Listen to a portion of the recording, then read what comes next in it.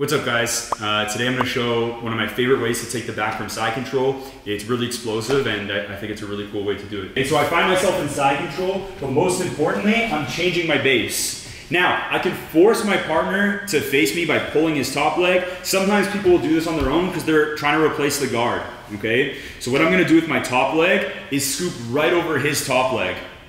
Now, I could roll from here, but like I said, the one problem of rolling from here is I don't create a lot of momentum, and sometimes I could even get countered if I don't roll with enough force. So instead, once I scoop my partner's leg, I'd rather get my knee behind his and I transfer to my knees. Notice my chest is still on his hip.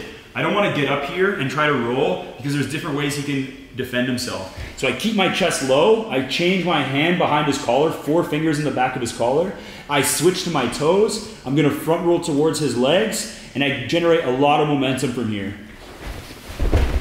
I take the back, hooks and seatbelt. So I'm here in side control, I change my base, I'm scooping my partner's top leg, everything's the same, I switch to my knees.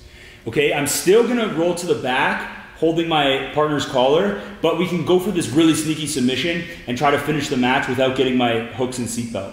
So as I roll through from my toes, in this position, notice how I'm pinching my knees and pressing my feet to the floor really close to Mosley's face so that I'm elevating his hips and I'm keeping his legs off the mat. Now watch what I'm gonna do. I'm gonna change my legs together. 1, 2. Okay, I try to eliminate the space and not make these really big circles here. I try to keep my knees pinched and I make these really small rotations like a windshield wiper. So from here, I could still press and take the back. All those options are available. But if I want to get the submission, I can use my shin in front of his shin, release his collar and pull that ankle to me. I feed his ankle from my foot to my hands. And now I'm just going to pull down, finishing with the calf slice. Sometimes people will stretch their legs or resist this position, and if you really can't get the calf slice, the back take is always available too. I'm able to get my top leg scoop and I switch to my knee position.